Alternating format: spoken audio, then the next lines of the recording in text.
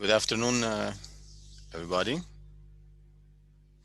Thank you for having me in this conference. And today I will be sharing with you my experiences, what we've seen, what we've experienced as a utility company, in, in the mobility world, especially with electrical vehicles.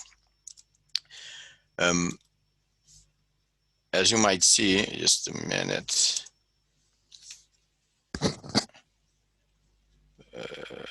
Yes. Yes. Just a little bit of background. I'm Darick Jonis, the CEO of Collectra, the water and power company of Curacao. Curacao is an island in the Caribbean. As you see, if you look on the map right now, we're just off the coast of Venezuela, and we're one of three islands, being Aruba, Bonaire, and Curacao. It's an island on 444 square kilometers, so the distances on the island is very limited. The farthest point from one side of the island to the other side would be like almost 70 kilometers long. So it's an ideal situation, and I will elaborate more on that one during the course of this presentation. It's an ideal situation where you can use electric vehicle, but not only that, you can also um, experience what it means. Acolect itself is a water and power company of the island. We are the island has a total population of 160,000 people. Last count was in 2018. The pandemic played a challenge in this one, so um, uh, we don't have the most recent count. Um, and we have a very high. We are fully dependent on fossil fuels for our transportation at this point, and very high consumption. As a collect itself, we do water and power for about 86,000 customers. The peak demand is 125 megawatts for those electricians among us, and the water consumption is about 39,000 cubic meters a day. 27% of the energy demand was supplied from renewable energy in 2020. So as a utility company, we do believe that we have to progress. So we have to contribute to the environment, and we do that by generating 27% of the consumption of the island through wind turbines and solar panels. We have a solar regime of about 6 to 7 hours a day, so it's quite advantageous to implement solar power on the island, and in combination also with electric vehicles. The solar generation has taken off very good on this island lately. Despite of all the COVID challenges, we still see a lot of new installations going on. And me myself, like I said, chief executive officer of the company, working 27 my past 27 years working in the utility sector, gained a vast knowledge and experience, and also trying, because after you're 27 years in the utility sector, you tend to get like stuck on the elevator, like they usually say.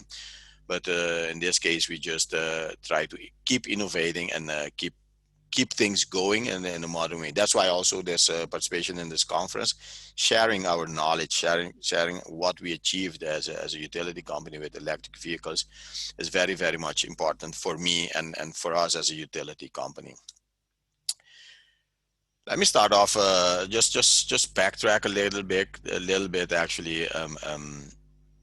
As a utility companies are known to be very conservative. We are known to not to kind of like change with time. This slide is not about making a commercial or advertisement for any of the brand names you see here. It's just a story about the transformation. Why do we have to transform? Transformation stands at the epicenter of everything that is going on in the world. Even like right now, like COVID, a conference like this, we would be all in the same room and having fun and enjoying and sharing, looking each other in the face. But right now we do it online because the COVID situation has transformed us. Same thing happens to a lot of these companies or these branches lately, like Kodak. In those days, there wasn't. It was baptized as Kodak Moments. Nowadays, we don't even, after Kodak became Polaroid, nowadays we don't even talk about Polaroid, but we just use our cameras, use our phones, and we're done. We have a digital image, and you can stretch it, you can do whatever you want with it because it's digital. What happened was Kodak didn't evolve with that concept, it didn't continue on that concept, and nowadays you don't see the Kodaks anymore. Same thing happened to blockbusters. In those days, we used to rent videos, CDs, DVDs, and stuff like that. Nowadays, we just click on a button and you have video on demand. Watch the movie, stop it when you want, continue when you want to continue. I have a son of 15 years old, and the other day I was watching a documentary, and I asked him to join me and watch it. It was a topic he had to cover in school, and he watched it for like 3 minutes, and then he walked away. I go like, why do you walk away? It's something you're supposed to be covering in school. He goes like, yes, but the television doesn't decide for me when I watch the documentary. I will look for it online and I will watch it in my own time. So these are the concepts that we live by nowadays. This is the way things are changing. This is the transformation. So if we as a business, as a utility sector, we don't transform, we might most likely run out of business. Same thing happened to the telcos, the telecommunication companies. They used to transform. They used to work in a specific way. Nowadays, the way of working is totally different.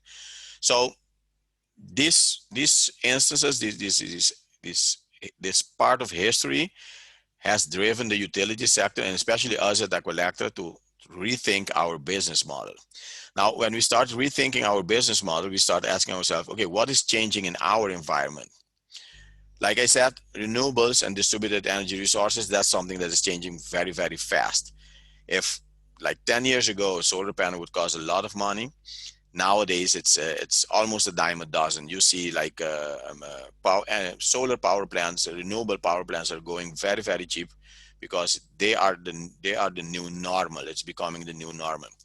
Same thing happened with private solar and storage. In those days, nobody would think about installing a private solar panel on their rooftop because it was too expensive. Nowadays, people think about it more often than it's normal. Customer demand has also changed over the years. If in those days you had only one TV in the house, now it's almost like one TV in each room of the house. So people are consuming more energy, but the willingness to pay for that energy is not, it's not there because they want to consume it, but they just want it to be there when they need it. We also think about the environmental impact that we cause as a utility company, but everybody's thinking about that. We have all seen the devastation that natural disasters can cause. So we're all thinking about how do we prevent this? How can we make this work better?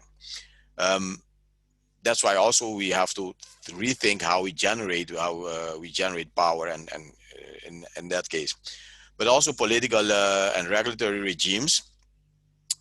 Politicians always, they want to be re-elected. So utility, especially in a small island environment like we live in, the utility is one of the tools. If you can promise them you're going to lower the utility cost, lower the cost of living and cost of doing business, you'll most likely end up getting their votes.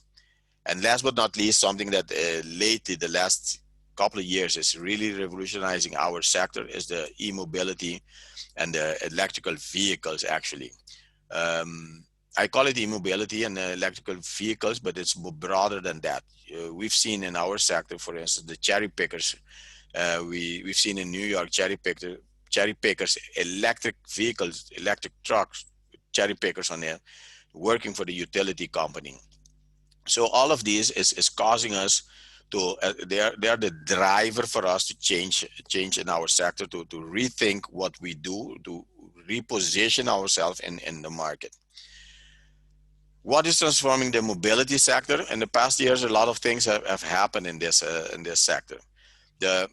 We all, despite of besides looking for less environmental impact, the vehicle efficiency has been improving over the years, but still we are seeking for other alternatives. So people are thinking more and more about environmental friendly ways to do things.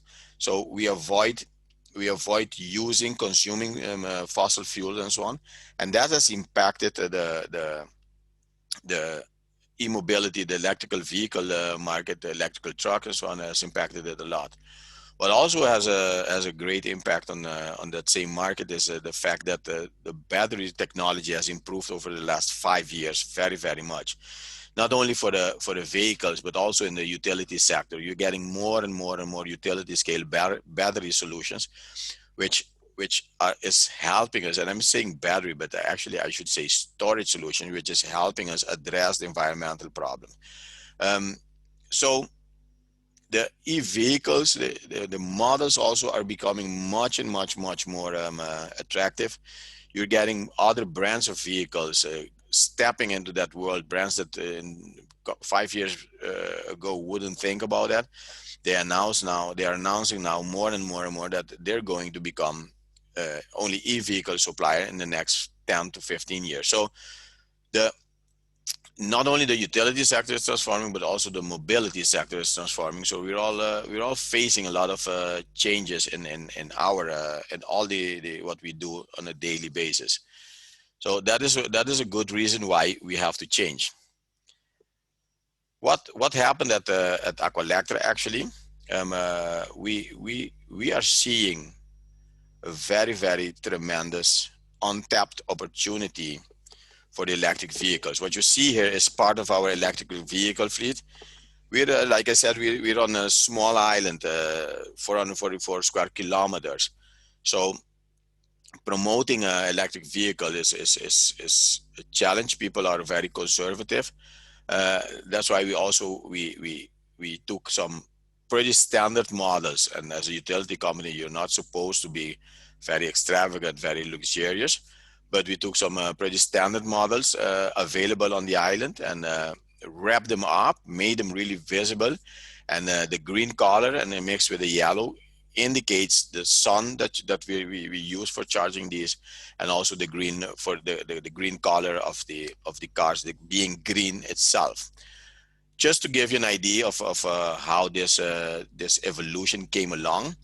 When we started 3 to 4 years ago with this concept, saying, okay, you know what, we're gonna change, gradually adapt our fleet to electrical vehicles. Um, we went to the local car dealers and started asking for models and so on, and none of them believed in it. We went to great lengths to get these models here because there was no demand for these models. Nobody believed that this is going to be the new normal.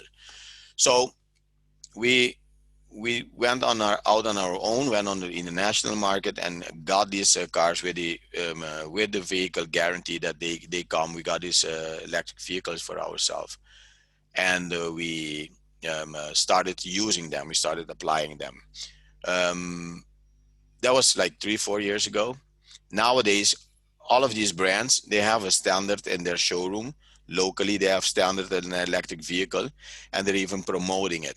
So that is the mind shift. That is the change that you're looking for in this sector. Again, this is totally different when you're in for instance, and we're part of the Dutch kingdom. In Holland, this change has gone totally other way around, because the change was incentivized by the government through tax incentives, made a total different impact on this one. But in our case, we're just changing it just by doing normal things, but the other way. So, what are the opportunities we see here as a business opportunities? Because in everything we do, you seek business, you look to see what is going on, how it's is going on. Um, we we envision a distribution center in Curacao where you have the e-vehicles that we can have them here, and from this country, from Curacao, serve the region. We have good port facilities. We have good infrastructure capable of handling this logistical part. So we see there a nice business for all interested in this, and even on the secondhand market, because there is already a secondhand market for electric vehicles. we see this also happening in Curacao as part of our business model, island business model. Another thing we see is that um, uh, deployment of technician for repair. We have to change our mindset. Again, this is another thing, changing the mindset for Curacao, um, and for the world actually, because I've I've seen during this week and in preparation for this conference, the difference, a vast difference in the repair of an electric vehicle. An electric vehicle has at most 20 to 30 components that you really have to maintain, really have to take care of. Whilst in a combustion, normal combustion car has a couple of thousand of these parts. So the whole concept of maintenance of these cars is totally different. And for being in central in the South American region, a deployment of the e-repair technician for these cars, it's a very good possibility. We have again the infrastructure, we have the logistics, and it's a nice island for the technician to wait for his next assignment. Smart charging infrastructure, as a utility company, we're deploying this right now on the island. But it can be, and we are open for becoming a testing ground for other types of charging infrastructure.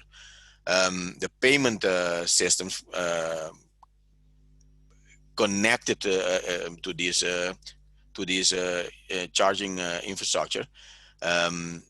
Usually you have like you can start like simple payment systems going up to RFID payment systems, but you have to connect that to the smart charging infrastructure, because you need to have the infrastructure available. How much impact does that deliver on the electricity grid infrastructure? So those two things, the smart charging payment system and the smart charging infrastructure, they go hand in hand, and we have an excellent possibility here of deploying these, testing these. Same thing with the vehicle itself. It is very much possible to deploy test these vehicles, because we have the right conditions for testing these vehicles. We can offer a lot of facilities for testing these and making sure that this vehicle is robust enough to stand the international market. So that's also another possibility that we see. And what we're doing today, e-mobility conferences, we can host these conferences, COVID limitations in place, but you can also host this type of conference from this platform, from this island, because it's a very nice island to be, and it's very nice also to it's a unique opportunity to test these vehicles on this island. The infrastructure is adequate for doing this. And to tell you frankly, we as a utility company, the fleet we have of the electric vehicles, it is something we're very proud of, and it's something that we didn't have any headaches with. So that is also something that you see. Now, the Aqualector story. By the way, you see in the background of this slide, you see the wind farms.